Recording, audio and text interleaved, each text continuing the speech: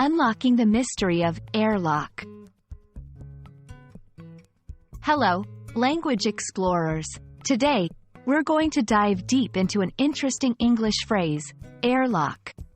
By the end of this video, you'll understand what it means, where you might encounter it, and how to use it correctly. Let's get started. An airlock is typically a term used in science and technology. At its core, it refers to 1. A sealed chamber with 2 or more doors, designed to allow people or objects to pass between a controlled environment and an uncontrolled one without changing the atmospheric conditions on either side. This is commonly used in space stations. 2. It can also mean a pocket of trapped air which prevents a fluid, like water or fuel, from flowing smoothly in a system, such as in pipes or a fuel line.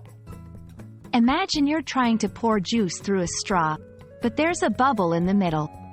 That bubble can interrupt the flow, much like an airlock. While airlock has its roots in technical contexts, you might occasionally encounter it in daily English in more figurative ways. Here, it can be used to describe a situation where there is a barrier or obstruction, similar to the interruption caused by an air pocket.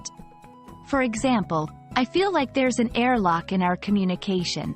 We need to clear it up. The team seems to hit an airlock whenever they reach that point in the project. It's about a disruption or blockage that needs to be removed to ensure smooth flow or progress.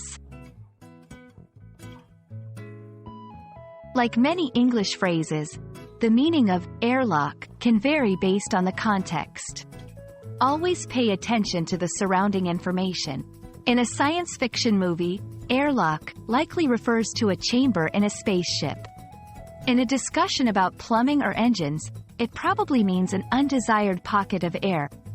In everyday conversation, if used metaphorically, it refers to a barrier or obstruction. And there you have it, the meaning of the phrase, airlock, decoded. Remember, English is full of phrases that have both literal and figurative meanings. By understanding the context, you'll master them in no time. Happy learning, and see you in the next video.